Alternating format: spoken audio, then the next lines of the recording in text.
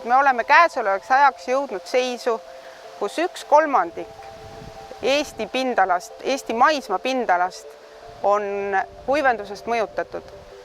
See tähendab seda, et meil praeguseks ületab kraavide kogupikkus 2-kordselt looduslike ojade ja jõgede pikkuse. See olukord on viinud selleni, et meil on suured märgalakompleksid kadunud, on hävinud madalsood, paljud siirdesood, luhaalad ja lisaks neile on meie maastikust kadunud ka väikeveekogud, mis on olnud ühed väga iseloomulikud maastikukomponendid, mida vanem generatsioon nimetab veesilmadeks. Ja väikeveekogude ja märgalade kadumine on viinud selleni, et Eesti kahepaiksetel ei lähe sugugi hästi. Tervelt pooled meie 10 omamaisest liigist on tänaseks ohustatud.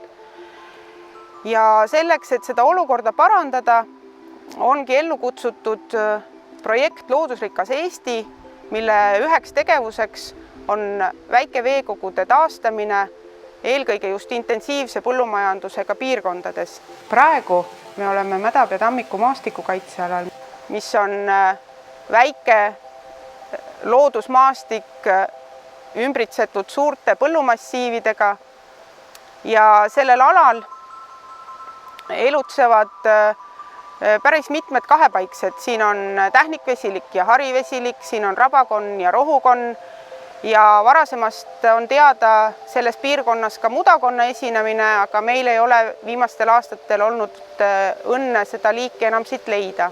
Kahepaiksed on ökosüsteemis väga olulised tegijad. Ühelt poolt, kuna tegemist on röövtoiduliste loomadega, siis kahepaiksed toituvad erinevatest selgrootutest, alates aiakahjuritest, põllukahjuritest, haigustekitajatest, näiteks nagu puugid, lõpetades nälkjate ja mardikate, putukatega, kellest neil nii-öelda jõud üle käib.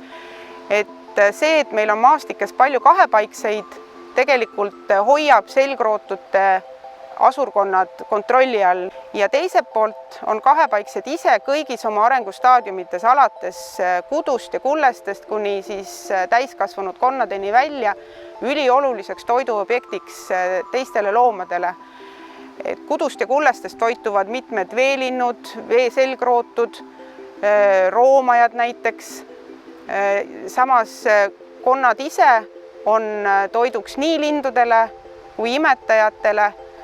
Nii et kui meie maastikes on vähe konna, siis see mõjutab otseselt kõiki neid teisi liike, kes nendest konnadest kas siis sõltuvad või on nende saakobjektid.